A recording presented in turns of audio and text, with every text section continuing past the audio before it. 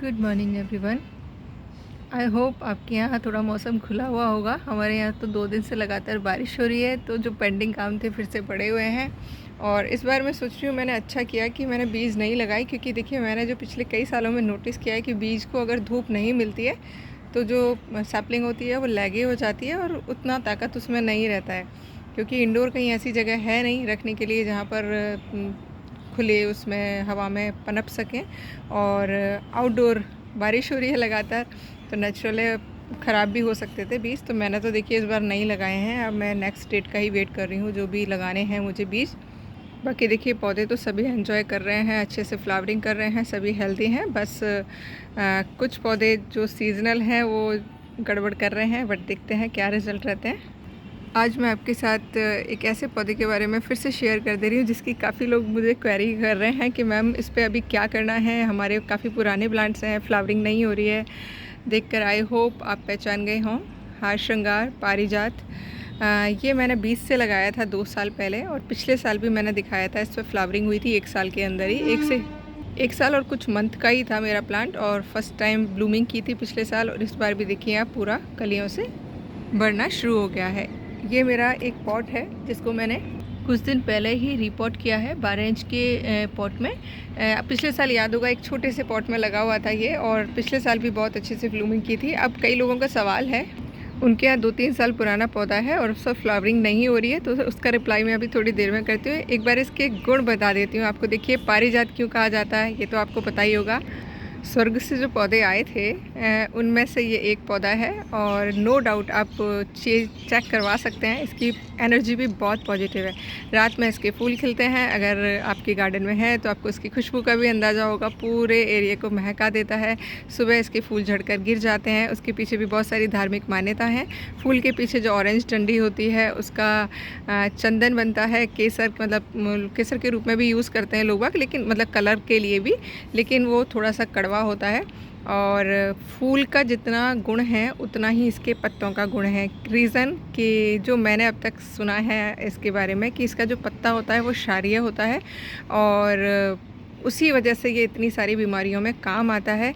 पत्ता देखिए इसका खुरदुरा सा होता है, अगर आप टच करेंगे ना तो इसका सरफेस जो है तो रफ़ होता है। और पेस्ट अटैक की बात करूँ तो ऐसा कुछ नहीं है, बस मैं तो इसके सिर्फ अभी तक गुण ही गुण पढ़ रही हूँ, कहीं भी मुझे इसके नुकसान ऐसा नज़र नहीं आए हैं। और मेरे बहुत सारे नोन पर्सन्स हैं जो इसके पत्तों का काढ़ा पीते हैं, जिनको भी पेन रहता है आर्थराइटिस का या फिर साइटिका का, वो इसके पत्तों को, अगर वो सारे इलाज करके थक चुके हैं ना, तो इसके पत्तों का काढ़ा बना के पीना शुरू करिए। सुबह सुबह खाली पेट 3 या 4 पत्ते इसके लीजिए, फ्रेश पानी में बॉईल करिए और उस पानी को पीना है। देखिए ये चीज़ें जो है ना, जो नेचुरल होती हैं, ये नुकसान कुछ भी नहीं करती हैं अगर हम लिमिट में लेते हैं। हाँ, एक्सेस में आप कोई भी चीज़ लेंगे तो नुकसान डेफिनेटली करेंगी।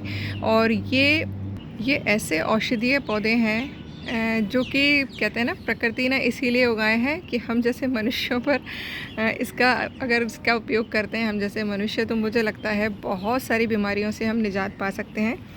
काफ़ी सारे लोग इसका फ़ीवर जब आ जाता है तो इसके पत्तों का काढ़ा बना के पीते हैं। देखिए अलग अलग एरियाज़ में अलग अलग लोग यूज़ करते हैं। अब चूँकि मैं पूरे इंडिया के लोगों से जुड़ चुकी हूँ, तो सब अपने अपने एक्सपीरियंस मेरे साथ शेयर करते हैं पर्सनल पे। तो आप लोग भी किस किस बीमारी में इसका यूज़ करते हैं कमेंट बॉक्स में ज़रूर लिखिएगा, क्योंकि जो आपके कमेंट्स हैं वो हमें भी थोड़ा बहुत ज्ञान देते हैं, और लोगों को भी विश्वास जो है बनाते हैं ऐसे पौधों पर। जिन लोगों को अस्थमैटिक प्रॉब्लम रहती है वो भी इसका काढ़ा पी सकते हैं। जो भी हमारे कफ वगैरह बनता है उसमें काफ़ी सांस लेने में जिनको दिक्कत होती है। और ये मैं फिर से बोल रही हूँ, देखिए मैं इसका काढ़ा, मेरी मम्मी पीती हैं, मेरी फ्रेंड्स पीती हैं, और सभी के जो पेन है उसमें काफ़ी रिलीफ़ रहता है, इसीलिए मैंने आप लोगों के साथ शेयर किया है।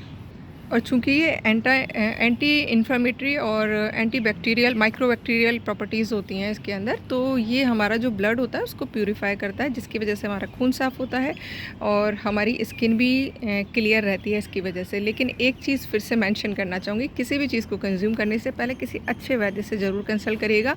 लेकिन हाँ, अगर आप इसके 1-2 पत्तों का काढ़ा पीते हैं तो मेरे हिसाब से कोई नुकसान नहीं करेगा। फिर भी अगर आपको डाउट है तो आप किसी अच्छे वैद्य से कंसल्ट करके ले सकते हैं, क्योंकि हज़ारों लाखों लोग हैं जो इसके पत्तों का काढ़ा पीकर स्वस्थ हो रहे हैं और हुए हैं। तो ये तो हो गई इसके गुणों की बात। अब मैं आ जाती हूँ इसकी केयर पर। देखिए केयर कुछ भी नहीं है, एक बार इसे आप लगा लीजिए, कटिंग से बहुत आसानी से हो जाता है, बीज से भी बहुत आसानी से हो जाता है। देखिए मैंने ये 2 बीज लगाए थे, एक छोटी सी मटकी में लगे हुए हैं, दोनों ही प्लांट हेल्दी हैं। एक प्लांट ये लगा हुआ है जो कि मैंने एक छोटे से प्लास्टिक की बोतल में लगा रखा है, और इस पॉट में भी 2 प्लांट लगे हुए हैं और दोनों ही अलग अलग वैरायटी के हैं। आई मीन दोनों की लीव्स का शेप अलग है। देखिए इसमें आपको कट्स दिख रहे होंगे लीव्स में, और ये लीव्स आपको प्लेन दिख रही होगी। एक 4 पत्ती वाला है, फूल में 4 पत्तियाँ आती हैं, 4 या 5, एक में थोड़ी ज़्यादा आती हैं, उस तरीके का है। लेकिन दोनों ही पारिजात की वैरायटी हैं।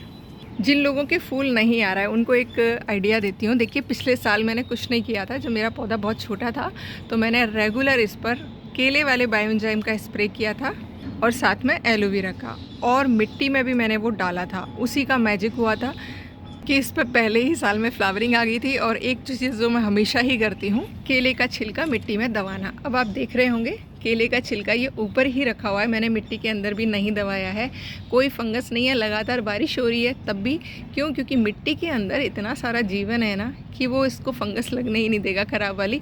और इसको ये 2 या 3 दिन में बिल्कुल डिकम्पोज, मतलब काला पड़ के एकदम से वो हो गया है। और अब यकीन मानिए ये पौधे को ज़बरदस्त पोषण दिया है इसने, इसी वजह से एकदम से फ्लावरिंग स्टार्ट हो गई है। अब मैं थोड़ी मिट्टी चढ़ाऊंगी इस पर, क्योंकि आप रूट्स देख रहे होंगे ऊपर की साइड में कि देखिए दिखाई दे रही हैं सारी रूट्स, क्योंकि मैंने जब रिपोर्ट किया था तो मैंने ऊपर से मिट्टी थोड़ी चढ़ाई नहीं थी। और अब बस मैं मिट्टी डाल दूँगी। रूट फिलिंग मैं नहीं कर रही हूँ, क्योंकि मैंने अभी कुछ दिनों पहले ही रूट इसका पॉट चेंज किया है, तो रूट फिलिंग की ज़रूरत नहीं है। बट अगर आपके यहाँ पर फूल नहीं आ रहे हैं तो आप क्या करेंगे, रूट फिलिंग कर लीजिएगा। रूट फिलिंग करने के बाद में देखिए, रूट फिलिंग भी आप डेट्स को देख के करेंगे तो ज़्यादा बेटर रहेगा, क्योंकि अब जो है पौधे का सारा ताकत जड़ों में आना शुरू हो जाएगा। तो जड़ों को बहुत ज़्यादा डिस्टर्ब मत करिएगा, ग्रोथ करने दीजिएगा। और केले का छिलका ज़रूर दबा दीजिएगा, मिट्टी को साइड में थोड़ा सा डिस्टर्ब करके केले का छिलका दबा दीजिएगा। और लिक्विड बना के डालना चाहें लिक्विड बना के डालिएगा। साथ ही साथ थोड़ा सा एलोवेरा भी पानी में मिक्स करके भी डाल सकते हैं। और बायो एंजाइम तो देखिए सोने पर सुहागा वाला काम करता है, इसीलिए मैं बार बार कह रही हूँ, कुछ बनाओ या ना बनाओ दादा, बायो एंजाइम ज़रूर बना लो आप लोग, क्योंकि वो एक ऐसा मैजिक फार्मूला है जो आपके पौधों की हेल्थ को तो इम्प्रूव करता ही करता है, साथ ही साथ मिट्टी को भी बहुत ज़बरदस्त पोषण देता है, और आपके पौधे बहुत हेल्दी रहते हैं, कीट पतंगों से बचे रहते हैं, पौधों की इम्यूनिटी स्ट्रॉन्ग रहती है, तो पौधा वैसे ही बहुत हेल्दी रहता है। और रेगुलर फ्लावरिंग चाहिए आपको इस पर, तो बीज मत बनने दीजिएगा। मैंने पिछली बार लालच में थोड़े बीज बनाए थे तो थोड़ी कम ही फ्लावरिंग हुई, लेकिन इस बार मैं बीज नहीं बनाऊंगी इस पर, क्योंकि बीज बनाए थे उनके पौधे तैयार हो गए, कुछ लोगों के शेयर कर दिए थे। इस बार कोशिश करूँगी कि ज़्यादा से ज़्यादा फ्लावरिंग हो। उसके लिए फ्लावर्स तो देखिए झड़ ही जाते हैं, साथ ही साथ बीज बनने लगे तो उसे हटाते रहिएगा। और पूरी सर्दियाँ आप इसका आनंद ले सकते हैं जब तक इसका सीज़न रहता है। और नहीं लगाया है तो इस प्लांट को ज़रूर लगाइएगा अपने घर में, क्योंकि सेहत और गुणों की खान तो है ही, साथ ही साथ सुपर पॉजिटिव एनर्जी वाला पौधा है। कहानियाँ इसलिए नहीं सुना रही हूँ क्योंकि वीडियो बहुत लंबा हो जाएगा। अगर कहानियाँ आपको सुननी है तो बहुत सारी यूट्यूब पे आपको मिल जाएंगी पारिजात के बारे में, तो सुन लीजिएगा। आई होप सारी क्वेरीज़ का हल मिल गया होगा। मिल गया है तो ये पौधा लगा लीजिएगा इजीली, अभी भी कटिंग से लग जाएगा। अगर लगाना चाहते हैं तो फूलों वाली डेट पर ट्राई करिएगा, बहुत हार्ड कटिंग मत लीजिएगा, थोड़ी सी सॉफ्ट। और बीज से भी लग जाता है, बीज मिले तो बीज लगाइएगा, एंड नर्सरी से मिले तो वो भी ज़रूर लगाइएगा। और अगर मेरे वीडियोस पसंद आते हैं, थोड़ी बहुत इन्फॉर्मेशन पसंद आती है, तो लाइक शेयर एंड कमेंट ज़रूर करिएगा। Once again thank you. Channel पर बने रहिएगा, पेज पे देख रहे हैं तो फॉलो कर लीजिएगा, चैनल पे देख रहे हैं तो सब्सक्राइब कर लीजिएगा। Once again thank you.